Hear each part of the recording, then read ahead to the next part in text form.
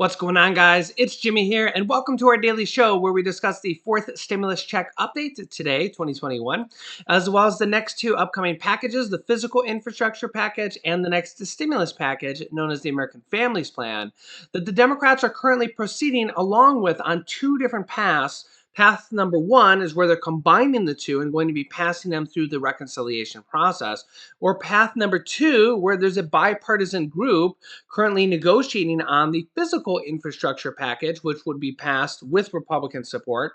And then the next stimulus package, the American Families Plan, would be passed through the reconciliation process anyways. So the thing is they're negotiating right now over about 15 or 20 different stimulus items, such as a fourth stimulus check. Democrats want a monthly recurring stimulus check that is separate than the child tax credit checks, which are an additional provision that are going to start going out on July 15th of $250 to $300 per month, was passed from the third stimulus check package for 1 year. That is $3,000 for children ages 6 through 17 and $3,600 for children under the age of 6. However, that is only passed for 1 year. The Democrats want to extend that until 2025 in this next package as well, along with three different proposals to raise Social Security benefits, Medicare expansion to include hearing, dental, vision, and hearing aids completely for free, added into Medicare with no additional cost, as well as lowering the Medicare eligibility age to age 60 or age 55. There's also things that could be in this package, like a $25,000 home buyer credit that would go not necessarily to first-time home buyers only, but also if there's provisions in there depending on how it gets negotiated and ends up if in this package. Even if you haven't owned a home in the last 3 years, you could qualify for up to $25,000 in a home buyer credit, as well as 2 years of free preschool and 2 years of free community college, as well as student loan debt forgiveness.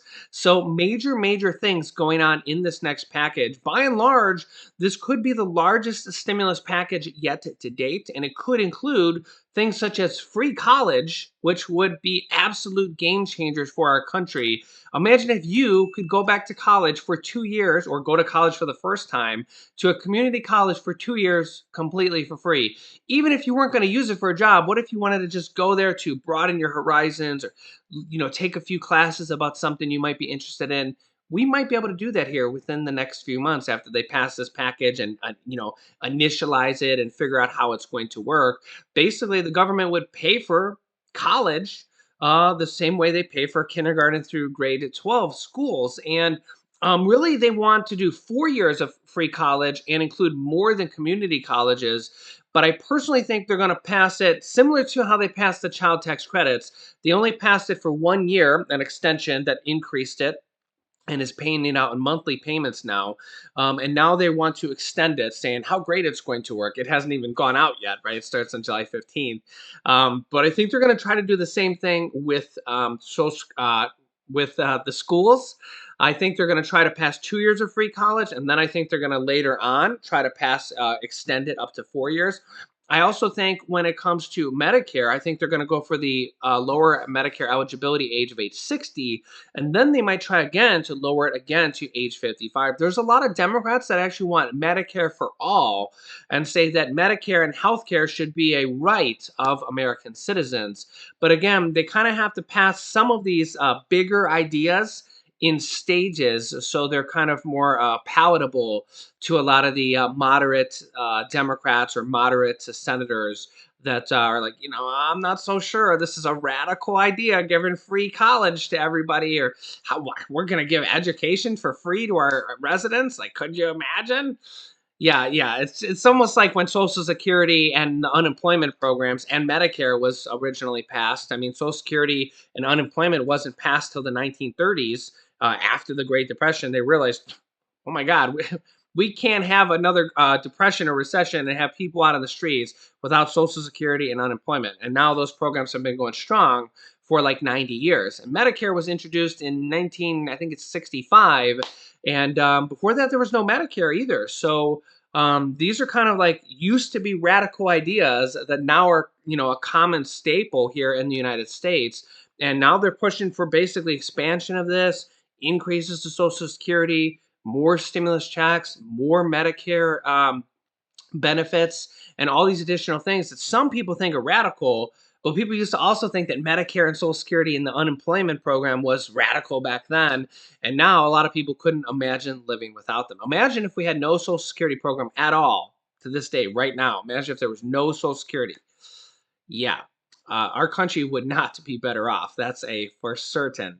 So a lot of these social programs, social safety nets, they even call them, are kind of like they really enhance the American life, and without them, America would not be anywhere close to what it is. And we're continuing on in that path as they kind of want to expand these benefits. They want to pass more stimulus checks to help us out in a once in a 100-year pandemic. Because remember, even when the virus is gone, the pandemic is going to, or I'm sorry, not the pandemic, but the economic recovery is likely going to take 2 or 3 years. In 2008, 2009, it took 4 to 5 years. So even if they cut that in half, we're still looking at 2 to 3 years. And the only way they're going to cut it in half is by passing more stimulus and more stimulus packages. Luckily, President Biden and, well, really, White House Press Secretary Jen Psaki are coming on board and open more and more to a fourth stimulus check and to passing more stimulus. So this along, combined with all the Democrats that want either a fourth stimulus check or monthly recurring stimulus checks to be included up till 1 year after the pandemic is declared over, in my opinion, makes it very, very likely that we will see at least a single stimulus check in this next package, if not monthly recurring stimulus checks in this next package, similar to the monthly recurring checks that are going out for the increased and expanded child tax credits that are going to start going out on July 15th of $250 to $300 per child per month. Now, one of the other issues that's growing right now, as you can see here, a huge backlog of China's shipping ports could spoil your holiday shopping this year. And even more importantly, is going to create more shortages in the marketplace. As you probably are aware, there's shortages in the marketplace almost everywhere nowadays. I mean, we're looking at computer chips, anything that has a computer chip, like cars. There's a huge shortage on new cars right now. There's a shortage on meat. There's a shortage on shipping. There's a shortage on lumber. There's a shortage on like dozens and dozens of things right now, which is really causing the price of these particular items that are dealing with shortages. I even heard there was a fireworks shortage as I went to go get some July 4th fireworks shortage. Sometimes you don't even know. It's like, are they just using this idea to artificially inflate prices? Or are there really shortages like there were in the lumber market? Luckily, the lumber market, that one particular area, actually dropped. The prices dropped by 40% coming from May to June. However, it's still very, very high. It just shows you how high a lot of these prices are. And a lot of this is due to shipping logistics. If you don't know this, if you walk down the aisle of Walmart or any goods store, not food, because a lot of food comes from the United States because it's local or fresh or even frozen, but a lot of like goods, like if you go down the toy aisle or like the game aisle or any aisle that's not food, right? Like 70 or 80% of items come from overseas, like China's the biggest one, Taiwan, and other countries. And the reason for that is because made in America just costs like 2 or 3 times more. I know because I sell products on Amazon, so I've looked into both, and even including shipping. Getting the same product from America literally costs 2 to 3 times more, and it's hard to compete with other people selling the same product when you would have to double or triple your price. Imagine paying double or triple for an iPhone because it was made in the United States. So I think that that's what they're trying to do. The Senate passed that $250 billion bill to bring more jobs back home and to start creating computer chips here in the United States so that we're not reliant on China and other countries. But alas, it's gonna take a while, right? So the majority of our goods that are not food or perishable actually come from China and other countries over there, like Taiwan. Well, as you can see here, a coronavirus outbreak in southern China right now has clogged shipping ports critical to global trade, causing a shipping backlog that could take months to clear and lead to shortages during the year-end holiday shopping season. The chaos began unfolding last month when authorities in southern Chinese province of Guangdong, say that 5 times fast, home to some of the world's busiest shipping ports, canceled flights, locked down communities, and suspended trade along its coastline to bring a rapid spike in COVID-19 cases under control. The rate of infections have since improved, but many operations have restarted. But the damage has been done. Yantian, a port about 50 miles from North Hong Kong, handles goods that would fill 36,000 20-foot containers every single day. It was shut down for nearly a week late last month after infections were found among dock workers.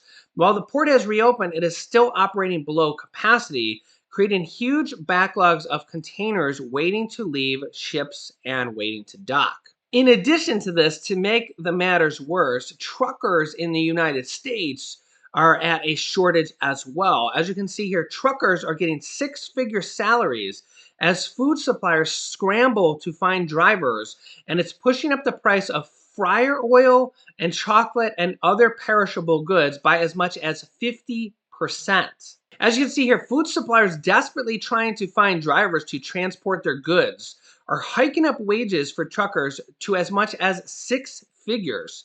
And some have to raise their food prices as a result, according to a report by the New York Post. The head of an outsourcing company that hires truckers called Regional Supplemental Services said he gets calls from desperate Fortune 500 companies every day that need to move perishable food. One company told the Post that as well as boosting truckers' salaries, it had raised the price of meat by 20% and chocolate by 30% to cope with their slim margins. Yeah, so this is some of the ideas that basically you really don't hear about, but is causing this temporary short-term inflation that we're seeing a lot in food, particularly among all sorts of other things. Even when you think about gas right now, I mean, every load of gas has to be either be done by the pipeline, but then has to be transported by a truck.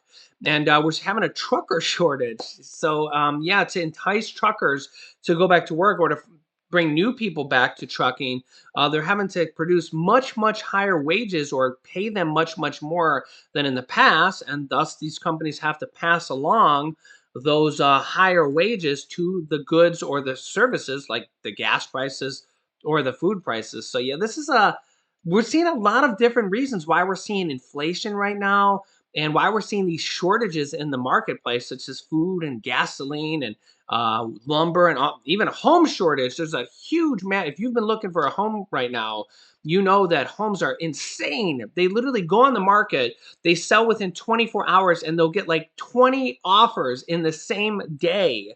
And a lot of them will be over MSRP. I've had a couple friends that said they offered $10,000, $20,000 over MSRP, and they were outbid and couldn't even get the home. And they did that all within the first 24 hours of the listing. So yeah, it's a crazy time right now in the United States. Okay, next up, I want to show you Senator Bernie Sanders. The rest of the interview I showed you, I think it was yesterday, regarding what is going on with passing the next stimulus package and the next infrastructure package. Listen in. Are reluctant to support a big price tag. So can you just take us through that process? How do you thread the needle to satisfy everybody in the Democratic caucus? Well, that's what Majority Leader Schumer and I are working on right now. And it's not easy. You got 50 different Democratic senators in the caucus, each have their own priorities, but we got to bring people together. The bottom line here is that the bipartisan proposal provides spending in some very important areas: roads, bridges, water systems, and that's good. The amount of money that they are proposing is about 1/4 of what the president talked about in terms of new money. That's not adequate. And what we should be also watching carefully is how it is paid for. What the president has said, quite correctly, is he doesn't want to raise taxes on people making less than $400,000 a year. I agree.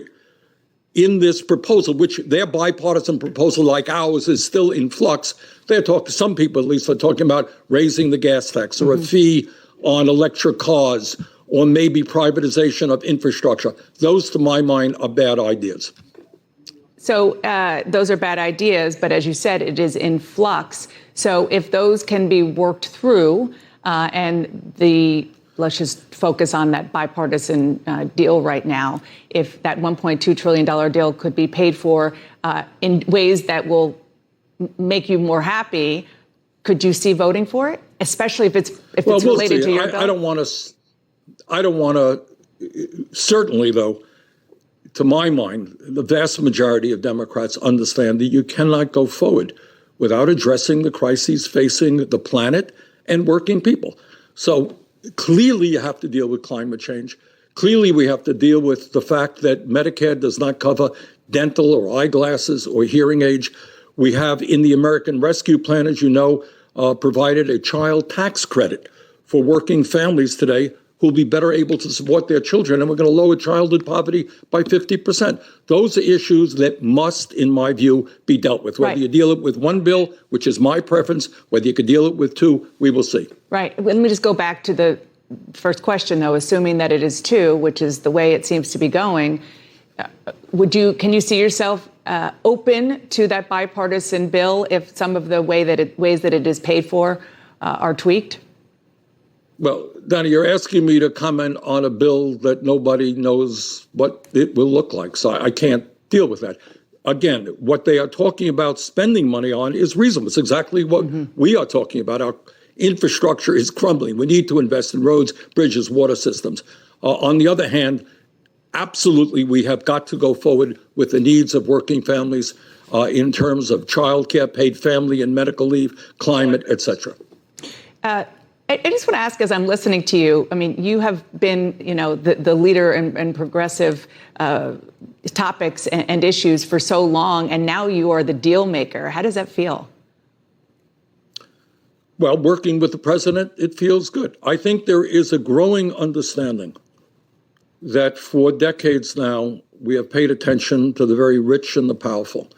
And I think what most Americans understand is that the time is long overdue, that we deal with the issues facing the middle class and working families. So it feels very good to be in a position to begin doing that. So yeah, their Senate Budget Chairman, Bernie Sanders, the person in charge of the budgetary reconciliation process. Remember that he is actually the person who was second to President Joe Biden for the Democrat presidential candidate. So he was almost the Democrat presidential candidate. If Biden wasn't there, Bernie Sanders was the next highest vote getter from the Democratic side. So some say he's the second most powerful Democrat behind the president. We do also have the vice president in there, as well as a Senate Majority Leader, Chuck Schumer. But he's definitely in the top four there, and largely being called the deal maker. But of yes or no, if this deal is going to go through budgetary reconciliation process, or if it's going to go to bipartisan support with both a Republican compromise bill for the physical infrastructure package, and then pass the next stimulus package separately. So I don't know if either way is better. I think if the Republicans do a deal, then it might go a little bit faster. The infrastructure package will be smaller. And then that might make people like Senator Joe Manchin a little more happy because they got a deal done with Republicans. Joe Manchin's not very happy at all right now with Republicans because they shot him down twice. And he's basically saying that coming to an agreement between Democrats and Republicans is not easy to do. And like I said, the Democrats or the Republicans shut him down twice here in the last week on a voting rights compromise bill. Voting rights is a big thing. I don't cover it too much here on this channel, but yeah, there's a big voting right issue bill going on, and Joe Manchin tried to be the person in the middle, the compromise between the two parties, and the Republicans just completely shut him down. And he's not very happy about it. As well as the January 6th insurrection, they tried to set up a commission for that, and all the Republicans voted against it, which is why the Democrats are saying, hey, we got to get rid of this filibuster so that we can pass some of these things. And remember, as we just covered yesterday, or actually in this morning's video, former President Donald Trump when the Republicans were in control of the Senate and the House of Representatives back in 2018, former President Trump wanted to get rid of the filibuster as well. I happened to come across this article back from 2018 that shows that both Republicans and Democrats in the past wanted to get rid of the filibuster when they're in power, because it's very hard to get both sides of the table to agree to a lot of bills, and it makes it a lot more difficult to pass a bill with 60 votes in the Senate. So it kind of makes you wonder, if the Republicans wanted to get rid of the filibuster in 2018, 3 years ago, Democrats want to get rid of the filibuster now. Will they get rid of the filibuster this year or soon? It really would help both parties, whoever happens to be in power of the Senate at any particular year, pass a lot more bills. As I've said, it's very difficult to get 60 votes in the Senate unless it's a unanimous decision, which that means you have to get Republicans and Democrats agreeing. So yeah, you can imagine how that is. So if you're new to this channel, make sure to subscribe down below. I will keep you up to date on all different stimulus items, stimulus checks, county stimulus checks, state stimulus checks, and state stimulus check programs here. Remember, new videos come out every day at 10 a.m., 3 p.m., and 8 p.m. Eastern Standard Time. Make sure to subscribe down below. It's completely free to do so. And then click the bell icon to all notifications to get reminder notifications when we go live with new videos. You can click this video about a $600 stimulus check that's going out right now. And you can click this video to see all the state, city, and county stimulus checks that are going on right now. And this bottom video is about the Social Security raise. So click on one of those videos next. Thanks, guys, and I will see you in the next video.